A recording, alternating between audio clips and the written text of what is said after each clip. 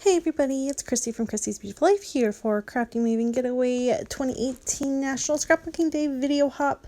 The goal today was just to create something and explain what inspiration kind of means to us and where we draw inspiration from. I decided to go ahead and pull out the beautiful Glitter Girl collection by Chamel, and basically when it comes to inspiration, I find papers, colors, anything from a collection, like a certain collection can bring inspiration to me, and I just go with what I see, try to put things together, and then I'll go into my photos. I find that I can draw inspiration from multiple different places. I can start with my photo, get inspiration from there, move on, or do like I'm doing here where I start and draw my inspiration in from whatever collection that I'm using. This one, of course, is such a fun and bright and playful collection. It automatically makes me think of my daughter because of all the pinks and everything. And though I can, and I have, created a layout, boy-themed layout with this collection, it's absolutely doable. That's what it makes me think of. So that's what I tend to be drawn to, is more of a girlier layout there. And I just kind of play around, and that's just how I deal with inspiration. I very much find that when it comes to inspiration pieces, inspiration anything, like if we're asked to like, look at this, what do you see, draw inspiration from it and create something, I very much tend to just go with the color. Sometimes I try to think outside of the box and do something else, but for the most part it's definitely the colors that I am drawn to. So for this layout, I decided to take a bunch of the different pattern papers, cut them into 2x2 squares, and I'm going to go ahead and put them on a diagonal. And I wasn't exactly sure how this was going to go. I thought I would play around and see what I could create. I do really like the way it turned out. It was a bit of a challenge, but it was fun. And I'm just going to take these, line them up, try to figure it out. It took me a minute to really figure out exactly what I wanted to do. But I just go ahead and I get the middle line figured out and placed down, and then I move along and do the rest of them up until it reaches the top, leaving that beautiful bird paper that is my coveted favorite piece of pattern paper from this collection. I love it so much, along with that yellow heart paper. So pretty. That's why there's two of them. And I just go ahead and I line them all up. I really am not one that has to have everything perfectly lined up. I didn't use a ruler or anything like that. I honestly don't care if it's a little off. It doesn't bother me. Some people would want it lined up and do their thing, and absolutely you do what works best for you, but that didn't bother me. So I just went ahead and just kind of did my own thing there. I didn't like how it was all quite so perfectly matched up, so I rotated it so one side was longer than the other. And then I pulled off some photos that I had scrapped one day. I was just trying to scrap one day, and I created this kind of weird layout about my daughter's first walk, and I did not like it at all. Part of the problem is the photos aren't fabulous. The one that I really liked is of us walking, and you can kind of see Sean's little bit of his foot there. You can see my foot and North's stroller there. We have a red stroller because that's what Sean picked, and it's really hard to scrap with that silly stroller because I don't like scrapping with red. I think I've explained this before. So I went ahead and thought about maybe I'll just go with that. I had already written my journaling, and it was a little bit bigger than 2x2, but it did fit, and I went ahead and used that at the bottom down there. And I was like, nope, I'm just going to take that photo away, add this main photo that I had. And what I end up doing is where there is the title, I take the word beautiful off, and then I just take one of the squares, and it just perfectly fit, and I trim out the word first walk into the size of one of the 2x2 squares there. I love it. To me, that worked. I'm going to find a place for it to go, a home for it to go, keep the title, and just scrap the rest of it. So you still get the point of it. It's okay. What I liked about that photo where it says first walk is the fact that I was able to put my title on the photo on the sidewalk because I really liked that effect and that look. And so even just trimming it down, I still pretty much got that effect. It just is in a much smaller surface area there, and you still have a little bit of my foot, which looks really funny, by the way, that you just see a tiny bit of my foot, but I'm just going with it. And really, you're not going to pay much attention to that in the long long scheme of things. So there you go. That's all cut out. That will still basically be my title there.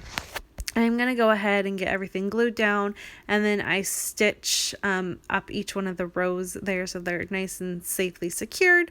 I wanted a little bit of texture going on. And at this point, I'm thinking I will definitely back this with pattern paper so I can keep it on this diagonal. I really like that it's on a funny kind of angle there. And you're going to see, because I do it on camera, so you'll see it. But I don't like my first attempt at gluing it down to a background paper. I trimmed it down and it like kind of trimmed a little bit of each side, and then there was a funny, like, it was just funny lines. It looks really funny. So you'll see what I'm talking about. And so I ended up having to, and I had glued, and I put a lot of glue down because I wanted the thing to stay, and because I didn't like it. So I went ahead and quickly picked it back up while the glue was still wet, put it down on my trimmer and trimmed it. I think it ends up being like an 11 by 11 or maybe a 10.5 by 10.5 square, so that it fits in that pattern paper on the diagonal a little bit better without being really funny, funky lines. So you're going to see me do that. And the pattern paper that I'm using as a background is from Paper House Productions, and it is from one of the summer lines that I cannot, Color Wash, I believe, is the collection. It has the prettiest colors in this little paper pack collection. It's so pretty, and I have a bit of the paper. I've created one layout with it already that I did back at the beginning of April for a hop for Heather's Crafty Life, and I'm just finally kind of using a little bit more of it again, and this is going to go into that collection, even though it is very glitter girly. It still has a little bit from that pattern paper, so I want to highlight the fact that it's from that collection because I do really love that collection. And at your Michaels, so it's one of those things that you don't have to order just online to get. You can get it at Michaels, which is always a neat thing to be able to do there. So here I go. I'm going to do my final embellishments. Here I added some felt clouds. I love these things. They're so fun. I added that little sticker that says Happy Little Spot on Cloud 9. I have had that sticker for 3.5 years, and I finally got it on something, so I was really excited about that.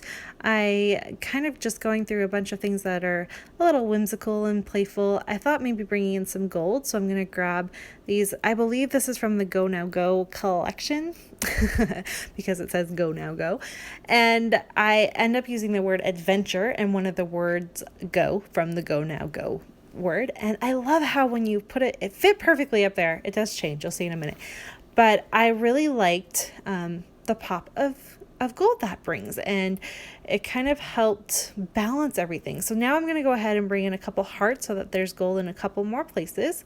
I also just happened to see that I had one of the little white clouds that have gold flecks in them from a Chamel sticker sheet. I don't know how I have missed this cloud. I must have not have seen it because that's something I would have used right away, and the fact that it was still sitting on my sticker sheet was just amazing to me.